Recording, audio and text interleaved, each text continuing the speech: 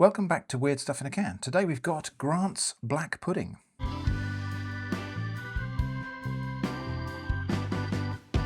So, black pudding is a kind of sausage primarily made from pig's blood. That in itself, I don't know, some people probably find that weird. Some people might just find it a bit weird that it's called pudding. We'll talk about that in a minute. I think finding it in this presentation, in a can, is slightly unusual. Usually it's it's presented as a sausage or in slices, either from the supermarket or the butcher, but it's chilled and fresh. This is obviously preserved in a can. Anyway, so this is from Grant's in Scotland. Same manufacturer as haggis, which we did in a previous episode of Weird Stuff in a Can. Interestingly, not the same Grant's that make fresh haggis, which I haven't got an example of, but it looks like this. Different company. And both of them different companies from Grant's the distiller, who make Scotch whisky. The two different Grant's haggis, though, is a thing I was confused about for a while. Anyway, I bought this black pudding in Farm Foods. It was £1.99 for this tin, or 3 for £5. So, of course, I got 3. So let's have a look around the can. Grant's, established 1885. Together we can. Nice play on words there. Since 1885, Grant's have created the finest quality dishes from traditional Scottish recipes. This tradition of excellence has been handed down through the generations, and today we at Grant's pride ourselves on using only the finest ingredients to produce the authentic taste of Scotland.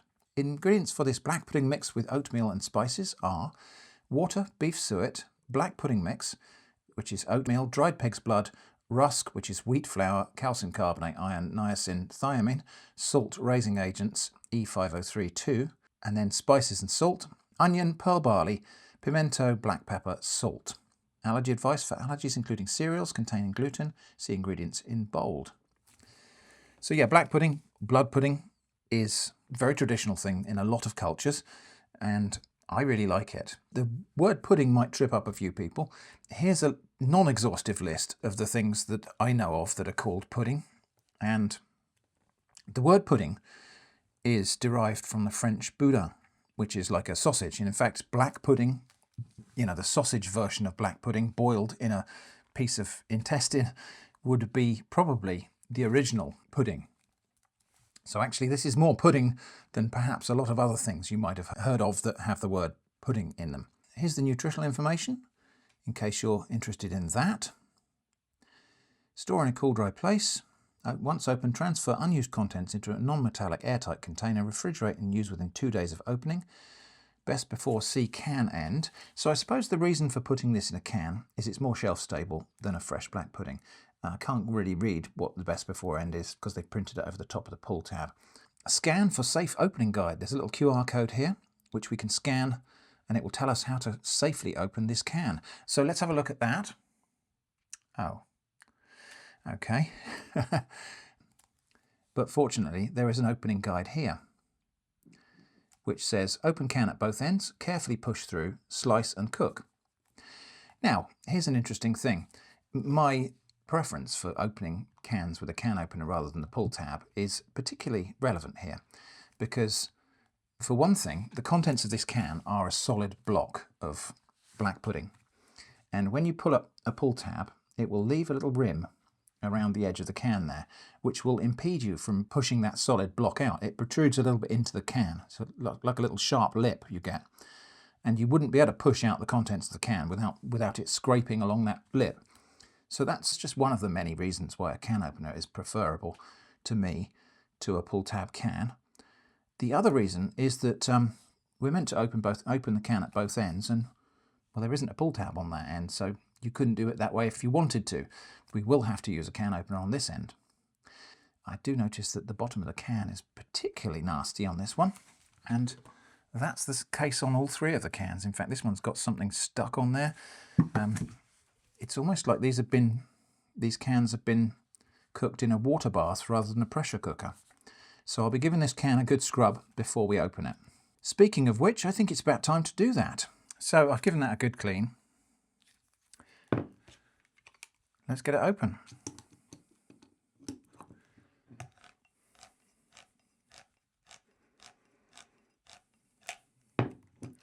So open at one end.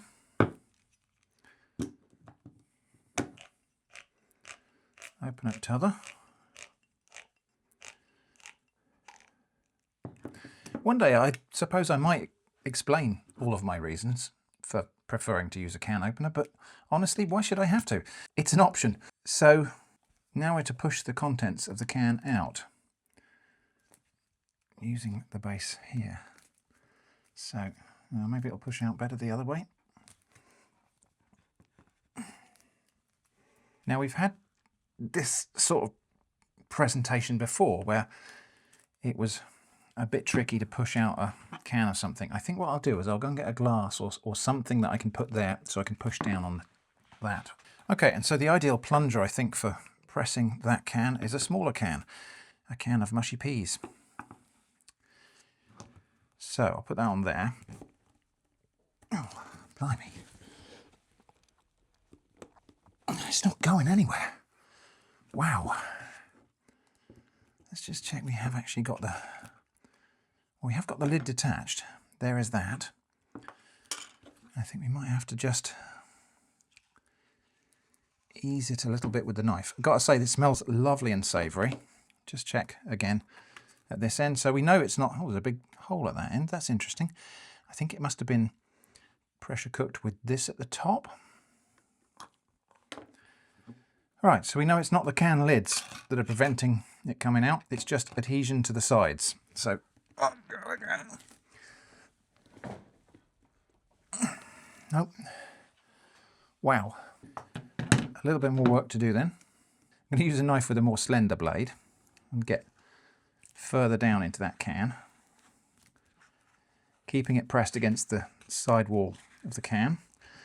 We'll do that from that end. Interesting that the guide on the can didn't say anything about needing to do that. Okay, same from this end. And then, let's try again. Here we go.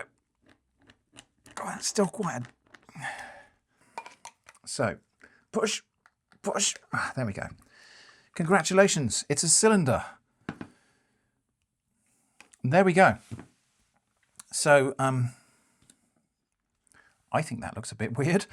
It doesn't look like your typical presentation of black pudding. Normally black pudding, before it's finely fried, is a dark red colour. This is a dark brown colour. It says cut into 8 slices, but I think that would be on the assumption that the tin was completely full, and it wasn't. So actually what I'm going to do here is cut a couple of decent slices off the good end, and then we'll take those to the kitchen and fry them. So that seems like a reasonable kind of slice, not very even. Yeah, a lot more brown inside than a typical fresh black pudding, but I'm not complaining. It's probably just an artifact of the canning process. Okay, so those are the 2 bits I think I'm going to go and cook. The rest of it I will probably slice and put in the fridge and have tomorrow or the next day. Now, it is my custom to taste a little bit of the product from the can before final cooking. This isn't raw, so I'm not eating raw blood or anything like that here. Now let's try a little bit of this, because the canning process is a cooking process. So let's try a little bit as it comes out of the can. Texture a lot like corned beef. Yeah, it's all right. It's quite a mild flavour for a black pudding, really. But anyway, let's go over now to Kitchen Shrimp, who's going to cook this. Okay, so my black pudding slices are going to go into a pan over medium heat. I don't think they're going to need any additional oil or anything like that. There's quite a lot of fat in there to render out, and it won't take long. Apologies if you can hear my stomach rumbling. This is my lunch. Okay, I can already see some fat rendering out there, so I'm just going to move that in order to add in some thinly sliced red onion. And I'm going to be eating one of these slices in a nice ancient grain muffin. So I'm just going to fork that and tear it in half. So doing that makes it just a little bit more rugged on the inside, which toasts up nicer. And I'm going to lightly toast that. So those have had a couple of minutes on one side. Let's just flip that over. That's looking pretty good. And it's at this stage where it really actually does start to live up to its name of black pudding. Okay, one more thing though, and we'll just get some of that fat over there now.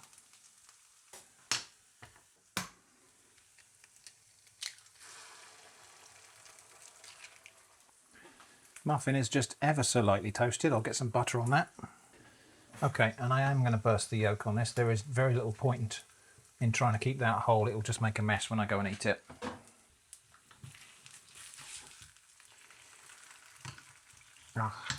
Okay. That did not go as planned. The camera's kind of in the way. Never mind. Okay, I think that's everything to see here. So, a slice of black pudding, onions, a bit of thinly sliced cheddar, egg, and my other slice of black pudding on the side, so we can just taste it on its own. A little smear of brown sauce on the top bun. Let's get that back to the studio and give it a taste. Okay, well, as they say, the proof of the pudding is in the eating. So, we'll just try a bit of it on its own. As I said earlier, it's a lot more brown than I would expect black pudding to be. Normally it's a bit more dark red inside. It smells very good. Softer in texture than a lot of the black puddings I'm accustomed to, and quite mild flavoured. But there is tremendous variability in black pudding, and I love them all. I would say the texture of this is a lot more like a French boudin noir than it is like a black pudding that I would buy from the butcher's. Bearing in mind the black puddings I'm buying from the butcher's, that's in the south of England, so there is a lot of regional variation anyway. But yeah, it's a bit more crumbly, but it's good. And as a breakfast muffin, McDonald's, please take note. That's a lovely way to enjoy it. And as you can probably guess, not my first time putting black pudding in a muffin with an egg and serving it as a breakfast muffin. So that was Grant's black pudding in a can.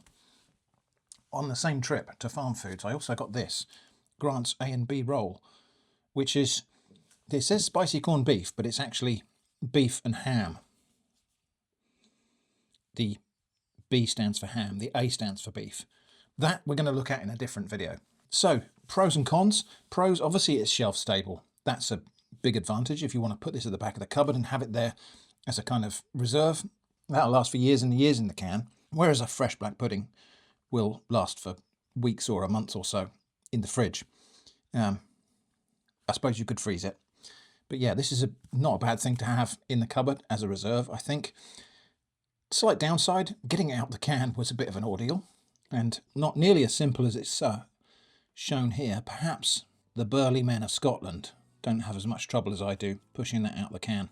Flavour-wise, I would say a little bit underwhelming on spices, but I don't know. But maybe that's normal because, you know, you can add pepper and salt and brown sauce if you want those additional flavours. So not hard to adjust that on the plate. So I don't think we should really regard that as a failing. It's just, it is what it is. It's quite a mild flavoured black pudding. So a little bit difficult for me to actually find this stuff, but I was glad to get 3 cans because I will certainly enjoy the other 2 at some later date. That was Grant's black pudding, weird stuff in a can on atomic shrimp. Thanks for watching, and I hope to see you again soon.